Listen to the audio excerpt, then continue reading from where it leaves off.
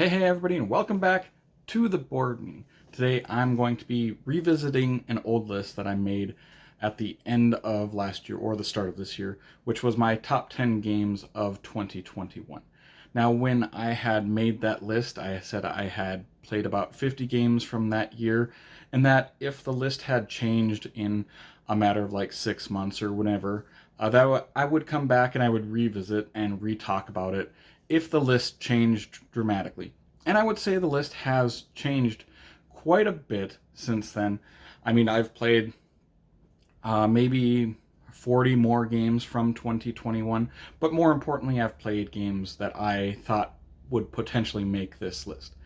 Now, of course, I haven't played all of the games from 2021, but I played most of the games that have caught my interest. And I do stay away from campaign style games for the most part because my game group just doesn't play those very much. So yeah, I'm also at the end of this. I'm going to list my 20 through 11 for this year as well, but I won't be talking about them. I'll just have some list at the end that shows them, and you'll see that some of the games that were in the top 10 earlier when I made this list before have jumped down into that 11 through 20. And I mentioned this in the first video when I did this. I'm staying away from sequels that are very similar to the original. And for those sequels, I'm talking about The Crew 2. I'm talking about Horrified American Monsters. I'm talking about the Cartographer Heroes. And then there's the Pandemic Wrath of the Lich King, which all of them are very similar to the original games. And all of them probably would be in my top 10 or at least in my top 20, but they're very similar. The only one that's like quite a bit different is the Pandemic game, but it's a different version of Pandemic, so I didn't really want to include it on here. But anyways, let's just jump into the number 10 game for me for 2021. And this is one of the better looking games. This is Meadow. Meadow is my number 10. Meadow is this drafting game that you're building out a tableau, but it uses the drafting mechanism that Quadropolis uses, where you have these tiles of these numbered tiles, and you have a grid of cards, and you are going to take one of your numbered tiles and put it along that grid on any of the sides, and then you are going to take the card that's that many spots away. So if you have a 3 tile and you put it on this side, you go 3 away on the grid and take the card that's 3 spots away. Same with the 2, the 1, the 4. Yeah, it uses that same system that Quadropolis uses. It's a really interesting game. It's a really tense game for how like peaceful and lovely this game looks. But yeah, it's kind of cutthroat in a little bit of a way. But it's a really fun game. I just really like the theme of this, the mechanisms. They all really blend well together. So yeah, number 10 is Meadow. Going to number 9. Number 9 is a game that I just played recently. It's on my last reviews and ratings episode. This is Brian Boru, High King of Ireland. Now, Brian Boru is this really weird, quirky game because it's this Euro-style game that blends all these different mechanisms that you wouldn't think would go together. First of all, it's a drafting game. Then it's a trick-taking game. And then it's this area control game. Now, all of these mechanisms really work well together, surprisingly, but you're going to be playing these tricks in order to place out one of your chips on the board and try to control different towns in regions, trying to get the majority of towns in the regions. But you don't always really want to win the tricks, because a lot of times losing the trick gets you a better benefit than winning it. So people are playing these cards, and you don't know if they want to win, they want to lose, depending on what their plan is. There's also these 3 different like sort of track systems that you're going to be moving up on or gathering. There's Vikings, there's marriages, and there's church, and you want to be high on all of these sort of track sort of systems. But it's really interesting, the blend of these different mechanics, and I think it works really well together. Going to number 8. Number 8 is a second edition of a game, and I wouldn't have put this on here, but I've never played the original edition, so that's why this got put on. Number 8 is Galaxy Trucker, the new printing, the new edition of Galaxy Trucker. Galaxy Trucker is this real-time game where you are building a spaceship. Now, there are all these tiles in front of you, upside down, and once the game starts, you're going to flip one tile at a time and decide if you want to put that uh, uh, tile into your spaceship to add on. And you are going to need pretty much everything in this game. You need engines to power your ship. You need guns to battle away. You need crew. You need batteries. You need everything in this game. So there's not like a bad option, but you need to build these ships in a certain way that protects your ship as well. You don't want to leave it unprotected. And it's really interesting because you're going as fast as you can, because as soon as the first player finishes, they flip over the sand timer. Now everybody else has got that long until they have to be finished.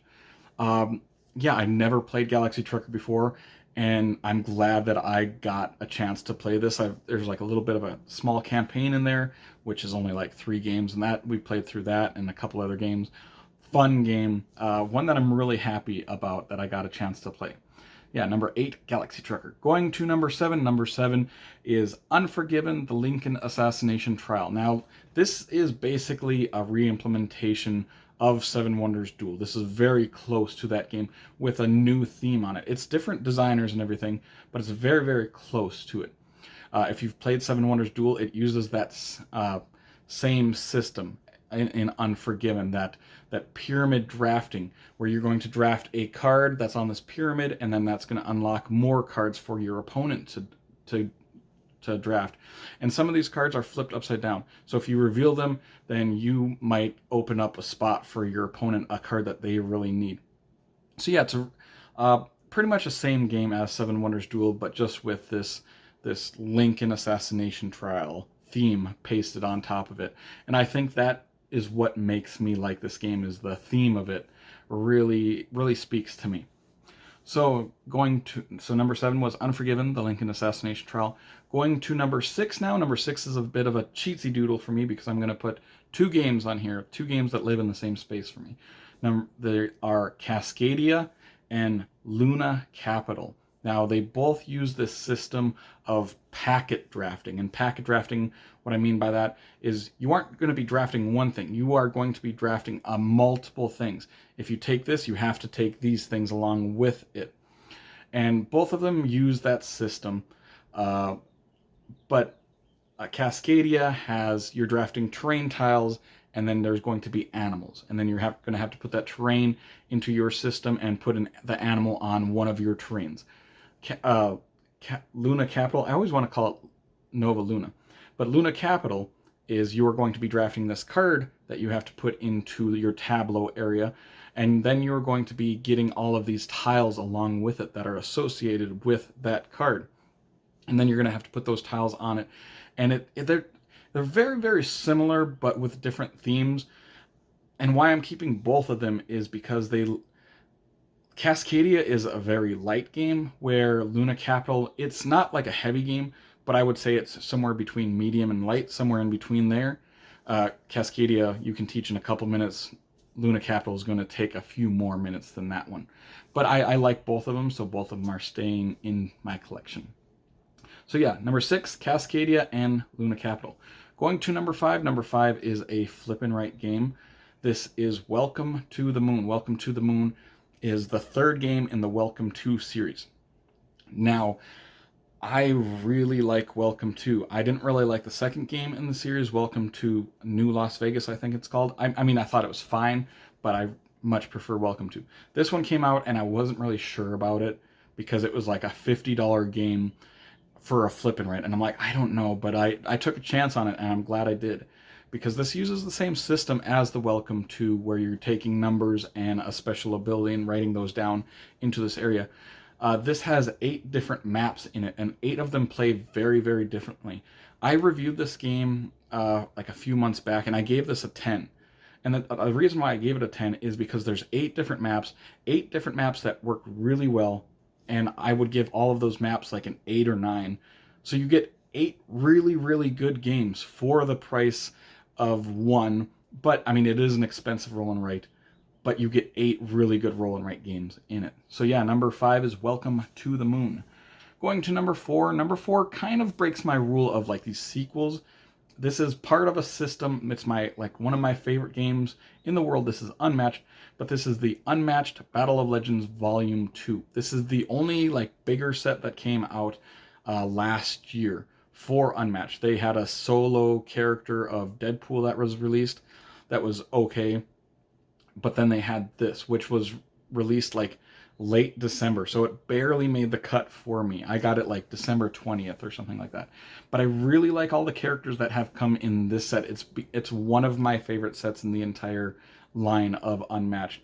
It has Sun Wukong, the Monkey King. It has Achilles. It has Bloody Mary, and it has Yenaga. These are all characters that I have really enjoyed. They're interesting mechanically and thematically, and that's why it's number 4 for me for this year. So going to number 3. Number 3 is actually my favorite solo game of the year. And I was going to talk about different things. I should say Brian Boru was my biggest surprise of the year. This one, number 3, is my favorite solo game of this year. And this is Hadrian's Wall. This is another roll and write game, a flip and write game of sorts. But this is one of the most involved, biggest flip and write games I've ever played. It's pretty complex. I would say it's a heavy game, actually. But it's a very combo-tastic flip and write game, like a lot of these flip and write games are. But you actually have solid resource pieces. Excuse me. You have these solid resource pieces where you have stone, you have meeples, and you're going to use these stone and you're going to use these meeples to cross off different boxes on these 2 sheets, these 2 huge sheets that you have. And there are hundreds of boxes on these sheets. But you're going to spend a meeple to cross off this, which will let you get a stone, which you'll use that to cross off this, which will let you get this type of meeple, and you'll use that meeple to do this. So you're just constantly comboing. It might be one of the most combo-tastic games I've ever played. It's one of the bigger, heavier roll and writes for sure that I've ever played. So number 3, Hadrian's Wall. And it's my favorite solo game of the year because it's basically only a solitaire game. You can play it multiplayer, but there's pretty much 0 interaction. So it's a solitaire multiplayer game. Going to number 2. Number 2 is another recent game. It's also one that would be one of my favorite solo games of this year. This is Ark Nova, and this is another game that I just recently reviewed. And this is a big, heavy game that is kind of a combination of several different game mechanics. It uses the Rajas of the Ganges system of the scoring, where you have a scoring marker up here, you have a scoring marker down here on this track, and you're going to be moving along this track. You're going to be moving along this track, and whenever your 2 pieces, scoring markers, collide, that is when the game is going to end. You can actually score negative points in this game, and that's some people don't really like that. This also uses the Terraforming Mars card system of making a tableau of cards that have tags on them, and you're going to need those tags for different things. You're going to get points for different things. It also uses it's kind of like a polyomino placing game, because you're placing these polyomino shapes into this zoo area. You need to make zoo enclosures in order to get these animals, because you're building a zoo. But the main thing is this card system that uses, and there are 5 different cards along this line, and whenever you use a card, depending on where it is in that line, that shows how powerful that card is currently. If you use the build action at the 4, it has a power of 4, and you can build enclosures of that size.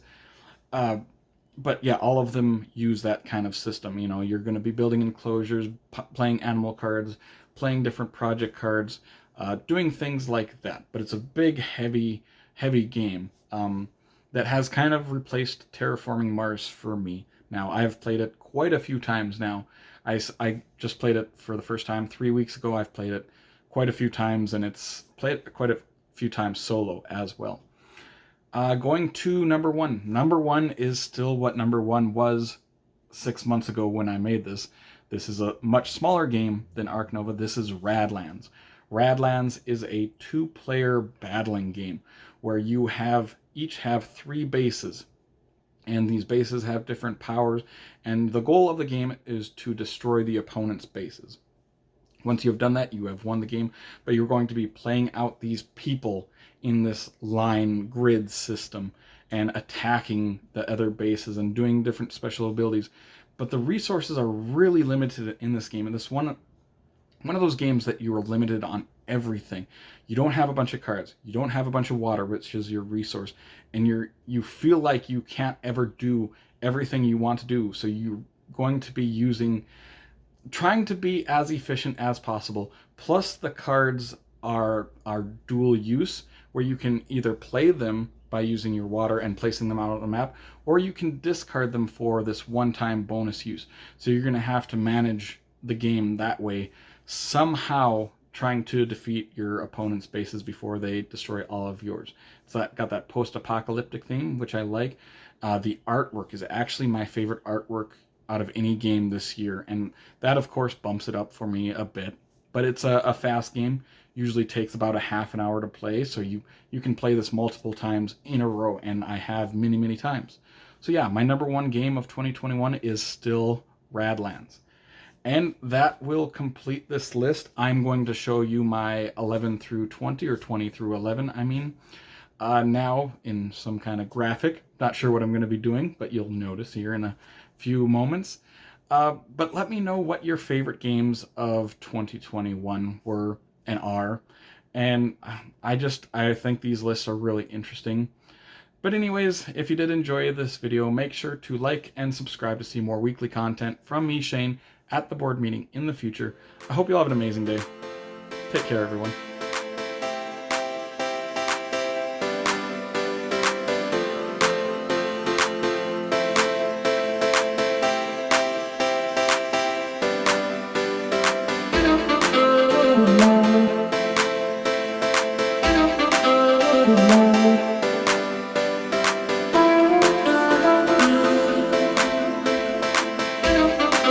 Good night.